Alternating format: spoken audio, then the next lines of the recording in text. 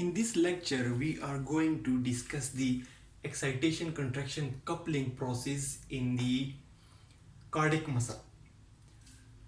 We have discussed the excitation contraction coupling process in the skeletal muscles in the previous lectures. But today we are discussing the same topic for the cardiac muscle, and we will see what are the differences between the excitation contraction coupling process of skeletal muscles and cardiac muscles.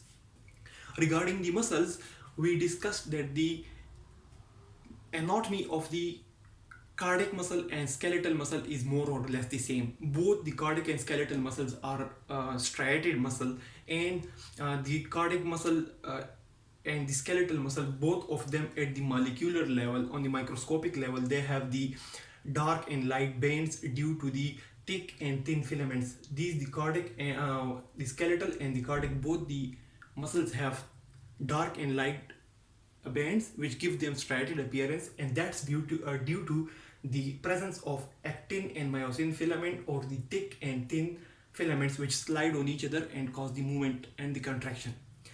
Coming towards the excitation contraction coupling, excitation contraction coupling was due to the excitation and contraction. When a skeletal muscle or cardiac muscle is excited due to the action potential reaches the muscle and causes the muscle to contract.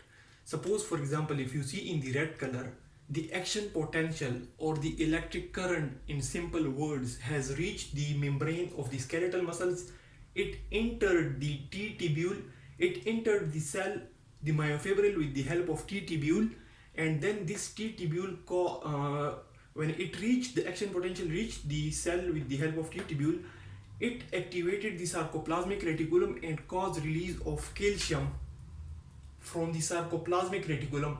Then this calcium came, it acting on the heads of the cross bridges of the myosin filaments, and that caused the movement of the myosin or the actin filament, a phenomenon which we have discussed in detail in the previous lecture, and that movement caused basically contraction. So action potential came, electric current came, entered the cell with the help of T tubule, caused release of calcium from sarcoplasmic reticulum, and that calcium acted on the cross bridges, and that cross bridges caused movement of the myosin filament or actin filament, and then the distance between these two thin filament decreases, and the distance between two Z lines basically decrease and contraction occur. So that was the excitation contraction of the skeletal muscle. In the cardiac muscle, the same process occur with a few differences. Action potential comes, that is being shown in the red color, and when it reaches the membrane of the cardiac muscle, it also enters the cell with the help of T tubule. But the difference is that the T tubule here contains a lot of calcium.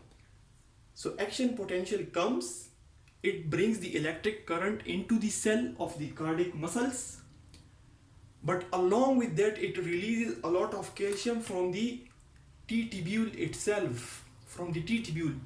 The T tubule is 5 times, the T tubule of cardiac muscles is 5 times larger than the T tubule of the skeletal muscle.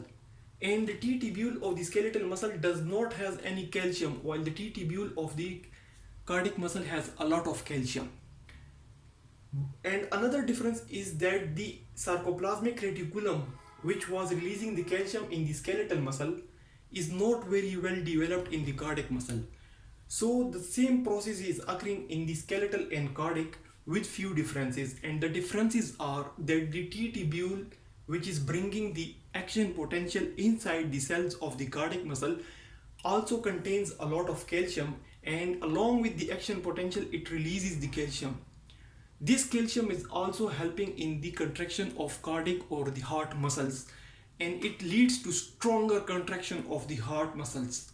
The sarcoplasmic reticulum of the cardiac muscle also releases calcium, but that calcium in the sarcoplasmic reticulum of cardiac muscle is not that much high as compared to the calcium from the sarcoplasmic reticulum of skeletal muscle, because here the sarcoplasmic reticulum is well developed and T tubules are very small and T tubules does not have any calcium. Here the sarcoplasmic reticulum are not very much developed, but T tubules are very much larger, 5 times larger than that of skeletal muscle, and contains a lot of calcium which is released, and that calcium acts on the bridges, cross head bridges, and then contraction, the movement of the myosin or the actin filaments occur, or the actins basically move over the myosin, and contraction of the cardiac tissue occur.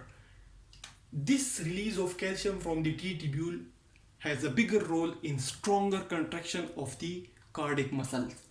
So that are the differences between the excitation, contraction, coupling process of the skeletal and cardiac muscle.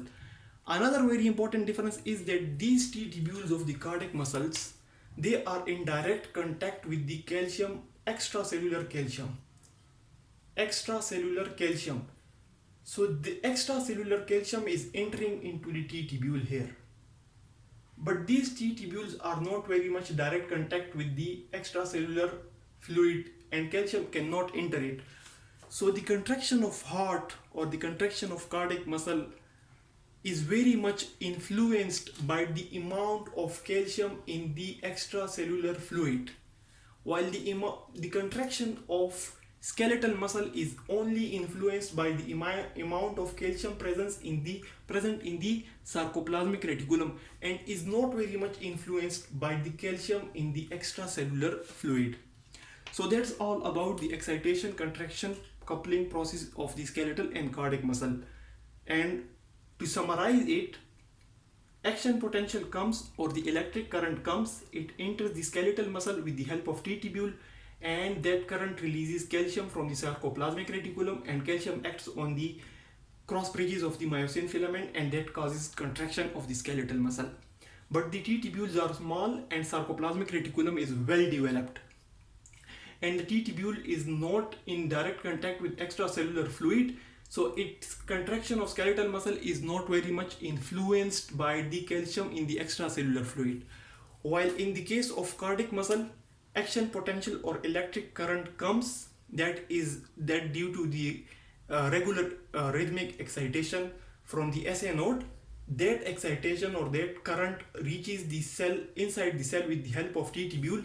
The T tubule is 5 times bigger in size as compared to T tubule of skeletal muscle, and T tubules contain a lot of calcium as compared to T tubule of skeletal muscle, while the sarcoplasmic reticulum also releases some calcium but is not very much well developed as compared to the sarcoplasmic reticulum of skeletal muscle, and the T tubule of cardiac muscle are in direct contact with the extracellular fluid calcium, so the amount of contraction of heart tissue is influenced by the amount of calcium in the extracellular fluid.